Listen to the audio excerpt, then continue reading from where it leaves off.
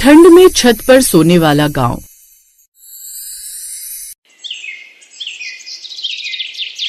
दिल्ली की बड़ी बड़ी कोठियों में पली बढ़ी रिद्धिमा ने दिल्ली की एसी वाली ठंड, कार वाली ठंड और ब्रांडेड स्वेटर वाली ठंड देखी थी, लेकिन शिमला की वादियों की ठंड उसने वहां आकर देखी, जब ब्याह कर वो अपने पति के साथ पहली बार कार में बैठकर अपने ससुराल यानी शिमला पहुंची। उसे क्या पता था कि पहाड़ों की ठंड तो मानो दुश्मनी निकालती है, क्योंकि पहले वो कभी पहाड़ों में गई नहीं और उसे ये सब पता नहीं होता कि वहाँ कितनी ठंड होती है। रिद्धिमा की गाड़ी जब गांव में रुकी तो उस गांव का पूरा टोला जमा हो गया, जिसे देखकर औरतें फुसफुसा रही थीं। अरे देखो देखो, यही है दिल्ली वाली बहू। अरे इसकी शॉल देख कितनी महंगी लगती है, हमारी तो साल भर की कमाई से भी इतने पैसे जमा न हो पाए। सही कहा बहन, लेकिन तुम देखना ठंड में बड़ी सी रजाई ओढ़ेगी, गाँव वाली देसी रजाई से इसका कुछ ना होगा। अब देखना इसकी हड्डियां कैसे कांपेगी। हो, यहाँ तो कितनी ठंड है समीर, मेरा तो ठंड से कांपकर बुरा हाल हो रहा है। तभी समीर और रिद्धिमा के स्वागत के लिए उसकी सास हाथों में आरती की थाली लिए खड़ी हुई थी, साथ ही उसकी बेटी यानी कि ननद निधि भी खड़ी थी। अरे ये क्या माँ, ये मोम की गुड़िया तो कैसे थर थर कांप रही है। चल तू जाकर चूल्हा जला दे, बहू आग सेकेगी तो उसे आराम मिलेगा। बहुत ठंड है माँ जी। हाँ बहू, यहाँ हर साल का यही हाल है। हम गांव के लोग तो चूल्हे की तपन और दिन की तेज धूप से ही थोड़ी राहत पाते हैं। कुछ देर तक चूल्हे की तपन के पास बैठने से उसे राहत मिलती है। लो भाभी, अब गर्मा गर्म चाय भी पी लो। अरे नहीं, मैं चाय नहीं पीती, कॉफी है तो वही बना दो। क्या कहा, कॉफी? चुप करनी थी, हंस क्यों रही है? हंसू नहीं तो क्या करूँ माँ, आपने भाभी की फरमाइशें सुनी। अरे भाभी, यहाँ कॉफी का पैकेट नहीं मिलता, क्योंकि ठंड में लोगों को बस चाय ही पसंद आती है, वो भी अदरक वाली। कहो तो बना दूं? आप पियेंगी ना तो ठंड भी यूं गायब हो जाएगी और आप अपनी कॉफी भूल जाएंगी, वो अलग। अच्छा ऐसी बात है तो फिर ठीक है, चाय ही बना दो। फिर कुछ देर बाद अच्छी तरह हाथ सेकने के बाद रिद्धिमा तुरंत अपने कमरे में गई। हे भगवान, शहर में अगर घर में बैठे हुए ठंड लगे तो हम एसी को स्विच ऑफ कर देते थे, लेकिन यहाँ तो वो सब भी ऑप्शन नहीं है। इतने में रिद्धिमा की माँ का फोन आ गया। कैसी है मेरी बेटी? मम्मा यहाँ तो बहुत ठंड है, मेरी तो जमकर कुल्फी बन गई है। रिद्धिमा बेटी, तभी तो तुम्हें कहा था कि उस लड़के से शादी मत कर, लेकिन तू तो प्यार में अंधी हो गई थी। कहाँ तेरा एसी वाला कमरा और गाँव की ठंडी हवा। खैर तू अब अपना ख्याल रखना बेटी और संभल कर रहना। हाँ माँ, कोशिश तो वही कर रही हूँ।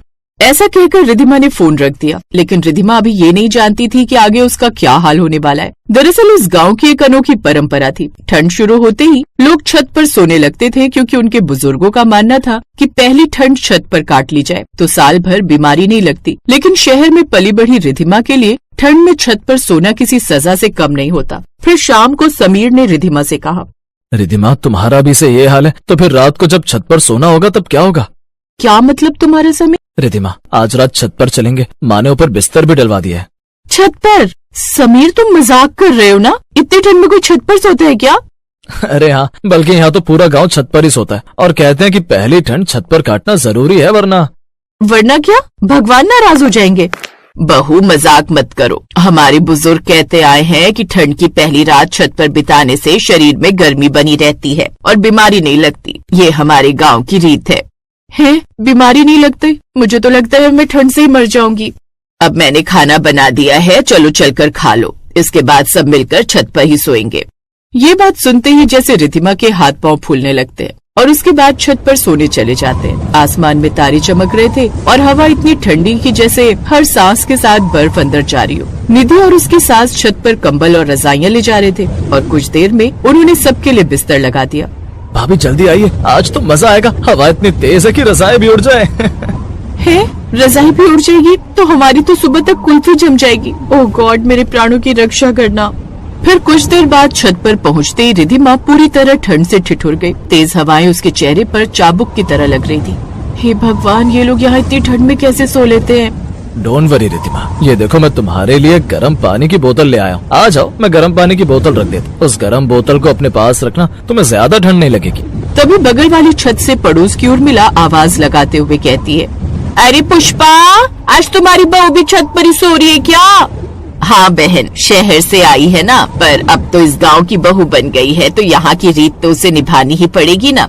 ये सुनकर रिद्धिमा मन ही मन सोचती है, रीत है ये या यातना? तभी पड़ोस की छत पर कुछ लड़कियां कहती हैं, अरे नहीं शहरी भाभी, मूंगफली खाओगी क्या? इससे गर्माहट मिलेगी। बाय गॉड, यहाँ मुझे ठंड देखकर बुखार चढ़ने वाला है और इन्हें मूंगफलियों की पड़ी हुई है। नहीं नहीं, मुझे नहीं चाहिए, आप लोग खाइए। फिर जैसे जैसे रात होने लगी हवा और ठंडी हो गई थी। रिधिमा हर 5 मिनट में समीर से एक ही बात कह रही थी, समीर बहुत ठंड है, हम नीचे कमरे में चले, या तो मेरी कुल्फी जम जाएगी। थोड़ी देर और सब लोग है ना, तुम अकेले कमरे में जाओगी तो ठीक नहीं लगेगा।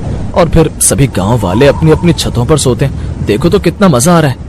क्या खाक मजा आ रहा है। तभी नीचे आंगन से अचानक ठक ठक की आवाज आई। अरे ये क्या आवाज है? लगता है किसी ने दरवाजा खटखटाया है। अब सभी डर कर नीचे भागे। गांव का डाकिया श्याम कांपता हुआ दरवाजे पर खड़ा था। पुष्पा बहन, मुझे शहर से चिट्ठी लाते वक्त अंधेरा हो गया, लेकिन मेरे हाथ सुन्न हो गए। आग तापने की जगह दे दो। तू भी न श्याम, मेरे प्राण ही निकाल देता। चल आजा। पुष्पा देवी तुरंत उसे अंदर बिठाकर चूल्हे के पास ले गई। बहन जी, आज तो ठंड बहुत है, आज रात तो छत पर भी जम जाएंगे लोग। ये सुनते ही रिधिमा ने समीर की ओर देखा, जैसे वो आंखों से बस एक ही बात कह रही हो कि अब तो समझो। कुछ देर बाद डाकिया हाथ ताप कर आगे की ओर चला गया और रिधिमा के ससुराल वाले फिर ऊपर छत पर सोने चले गए। लेकिन अब हवा और तेज थी, रजाई में भी ठंड आर पार चुभ रही थी। रिधिमा ने हिम्मत करके कहा, माँ जी सच कहूँ तो मेरा शरीर सुन्न हो रहा है, अगर आपको बुरा न लगे तो हम कमरे में सोने चले जाएं। देख बहू, रीति रिवाज तो निभाने होते हैं, पर अगर तुम्हें इतना ही कष्ट हो रहा है तो तुम नीचे जा सकती हो। अब रिधिमा के चेहरे पर थोड़ी राहत की चमक आई, लेकिन जैसे ही वो अपना बिस्तर लेकर नीचे सोने जाने लगी, तभी सामने वाली छत से पड़ोसी कमला काकी चिल्लाई, अरे सरोज, क्या आप बहू को नीचे भेज रही हो? ये कैसी बात है बहन? पहली ठंड में छत पर सोना जरूरी है, वरना साल भर सर्दी खांसी नहीं छोड़ेगी। बात तो ठीक है बहन, पर काकी सही कह रही हैं। अरे माना कि नई सैरी बहू है, पर रीत तो सबको निभानी चाहिए। उसे बोलिए छत पर सोने को। ये सुनकर रिधिमा को लगा जैसे उसे अदालत में खड़ा कर दिया गया हो। अब सास ने उसे नीचे जाने से रोक दिया। बहू, तुझे भी अब यहीं सोना पड़ेगा, नहीं तो काकी और नीलम की तरह सब गांव वाले कल तक 100 बातें बनाएंगे कि कैसी बहू है, बस अपनी चिंता है इसे। अब ना चाहते हुए भी उसे ठंड में वहीं सबके साथ छत पर ही सोना पड़ा। लेकिन उस कड़कड़ाती ठंड में वो लगातार कांपे जा रही थी और कुछ देर बाद वो बुरी तरह कांपने लगी। अपनी पत्नी की ऐसी हालत देखकर समीर को उस पर दया आ गई और वो गुस्से में बोला, बस बहुत हुआ, किसी को हमारी सेहत से ज्यादा रीति रिवाज की चिंता है तो रहने दो, मैं अपनी पत्नी को नीचे ले जा रहा हूँ। अरे लेकिन लोग क्या कहेंगे कि कैसी नाजुक बहू है इनकी, और गांव की और बहुएं भी तो छत पर ही सोती हैं। मैंने कहा ना बाबूजी, मेरे लिए मेरी बीवी की जान ज्यादा जरूरी है, न कि गांव वालों के रीति रिवाज। अब सारा परिवार शांत हो गया। सास भी कुछ नहीं बोली। तभी पड़ोस वाली छत में सो रहे 8 साल के टिंकू की हालत एकदम से बिगड़ गई। ठंड के मारे उसका चेहरा नीला पड़ गया। मेरा बच्चा टिंकू, उठना, क्या हुआ? हटिए, मुझे देखने दीजिए, मैंने नर्सिंग का कोर्स किया हुआ है। इसके बाद उसने टिंकू को चेक किया। इसको जल्दी से नीचे आग के पास ले चलिए और साथ ही गर्म पानी में विक्स डालकर उसकी भाप इसे देनी होगी। उन्होंने ऐसा ही किया और कुछ देर बाद टिंकू की जान बच गई। ये कैसे रीति रिवाज है जिसमें एक बच्चे की जान तक जा सकती थी? ऐसे रिवाज के चक्कर में ना एक दिन आप लोग अपनों को खो देंगे। अब तो बंद कीजिए यूं इतनी ठंड में छत पर सोना। ये बात सुनकर अब सभी गांव वालों को अपनी गलती का एहसास हुआ और उस दिन के बाद उन सभी गांव वालों ने ठंड में छत पर सोना छोड़ दिया। साथ ही रिधिमा भी छत पर सोने से बच गई।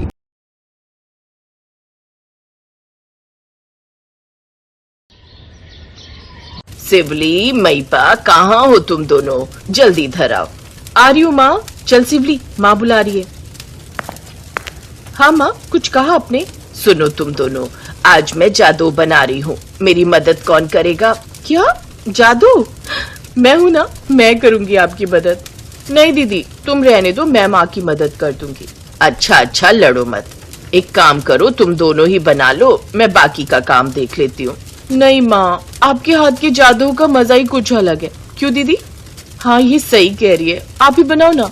एक काम करो सिवली, तुम माँ की मदद करो, मैं बाकी का काम देख लेती हूँ। ठीक है दीदी। माँ जल्दी से बताओ क्या क्या करना है, मुझे तो अभी से भूख लगने लगी है। सिवली की इस बात पर थेपा और मई पास जोर जोर से हंसने लगी। ये कहानी है शिलोंग के पास बसे लापालंग के एक छोटे से गांव की, जहाँ थेपा अपने 2 बेटों बिजॉय और तोरुण के साथ रहती थी। महिपा और सिवली उसकी बहुएं थी। थेपा स्वभाव की जितनी अच्छी थी, उसे बहुएं भी उतनी ही अच्छी मिली थी। दोनों बहुएं अपनी सास से बहुत प्यार करती थीं और उसे माँ कहकर बुलाती थीं। बिजॉय एक दुकान पर काम करता था, जहाँ पॉलीथीन और तिरपाल वगैरह बेचे जाते थे, जबकि छोटा भाई तोरुण एक बढ़ई के यहाँ काम करता था। थेपा और उसकी दोनों बहुएं घर संभालती थीं। बिजॉय और तोरुण इतना कमा लेते थे कि आराम से घर का खर्च चल जाता था, और इससे ज्यादा की ना तो थेपा को जरूरत थी और ना ही चाहत। हंसी खुशी परिवार का गुजारा चल रहा था।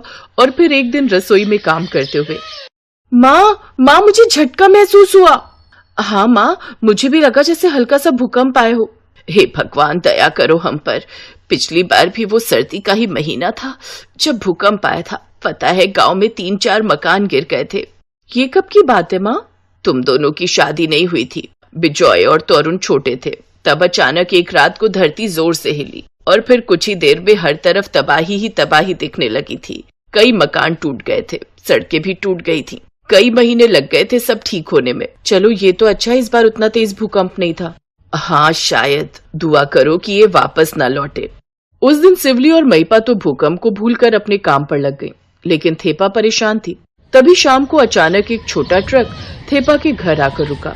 तुझे कितनी बार मना किया है बिजॉय की दुकान का सामान यहाँ घर में मत लाया कर। वो बस एक रात के लिए है। कल सुबह दुकान का मालिक अपनी कार लेकर आएगा और सामान लेकर चला जाएगा।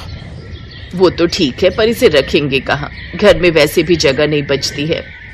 अच्छा माँ, घर के अंदर नहीं रखूंगा, यहीं रख दूंगा बरामदे में। रहने दे। रात में अगर बारिश हो गई तो तेरा ये सारा सामान खराब हो जाएगा। माँ वो तिरपाल है, वो बारिश के लिए ही बना है। बिजॉय ने अपना सारा सामान जैसे ही बरामदे में रखा कि तभी एक और छोटा ट्रक थेपा के घर के बाहर आकर रुका। ये भी तेरा सामान है क्या बिजॉय? माँ ये मेरा सामान है, कुछ लकड़ियां हैं बस। हे भगवान, तुम दोनों ने अपने घर को गोदाम बनाकर रख दिया है। अब तू इसे कहाँ रखेगा? अरे आप चिंता मत करो, ये भैया का तिरपाल है ना, इसी के नीचे रख दूंगा। अगर बारिश आई तो ये भीगेंगी नहीं। हाँ ठीक है, चलो अब दोनों हाथ मुंह धो लो और खाना खा लो। पूरा परिवार एक साथ खाना खाने बैठ गया और बातें करने लगा। माँ, आज तुमको भूकंप महसूस हुआ था क्या? हाँ क्यों, तुझे भी महसूस हुआ था क्या? हाँ, मैं जब सामान ले रहा था तब मुझे भी लगा था, पर इस बार तो बहुत धीमा झटका लगा था। दुआ करो कि सब ठीक रहे। पिछली बार का याद है ना जब भूकंप? थेपा अपनी बात पूरी कर भी नहीं पाई थी कि अचानक धरती जोर जोर से हिलने लगी। थेपा का पूरा घर भी जोर जोर से हिलने लगा। ये देखकर किसी को कुछ समझ नहीं आया।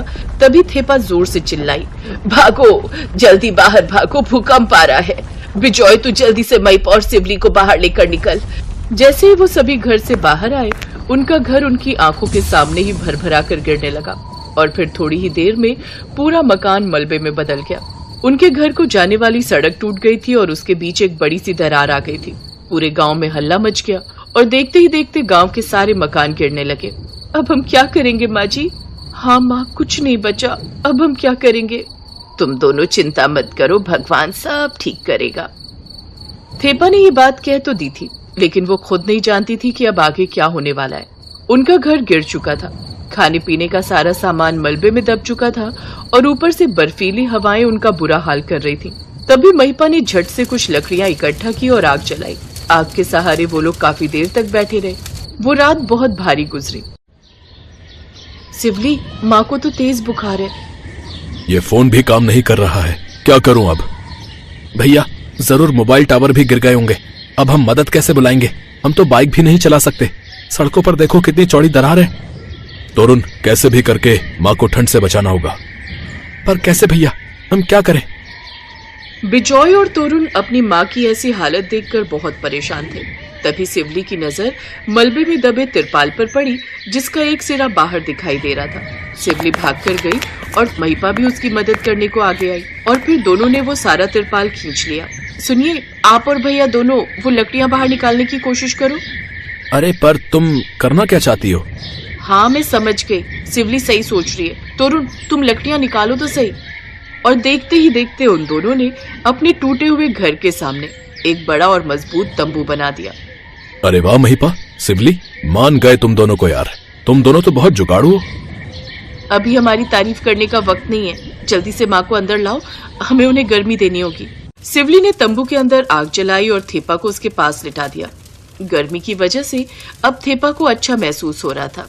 सिवली, महिपा, कितना तिरपाल बचा है? अभी तो बहुत सारा है, पर आप क्यों पूछ रही हैं माँ? देखो, पूरा गांव तबाह हो गया है। छोटे छोटे बच्चे ठंड से ठिठुर रहे हैं। जितने हो सके ऐसे ही तंबू बनाने की कोशिश करो और सबकी मदद करो। ठीक है माँ, जैसा आप कहो। फिर अगले ही पल दोनों भाई और उनकी पत्नियां गांव के सभी लोगों के लिए तिरपाल और लकड़ियों से तंबू बनाने में जुट गए। शाम तक गांव के हर परिवार के पास अपना तंबू था। शाबाश मेरी बहुओं, मुझे तुम पर बहुत गर्व है। मुझे नहीं पता था कि मेरी सीधी साधी बहुएं इतनी जुगाड़ू हैं। जुग जुग जियो मेरी बच्चियों। Best buddies. Hello friends. Thanks for watching this video. अगर आपको ये वीडियो पसंद आया है तो प्लीज लाइक, सब्सक्राइब, कमेंट्स करें इस वीडियो पर और हाँ, शेयर करना भी ना भूलें। और भी मजेदार वीडियो देखने के लिए नीचे दिए गए बेल आइकॉन को दबाएं। देखते रहिए बेस्ट बडीज।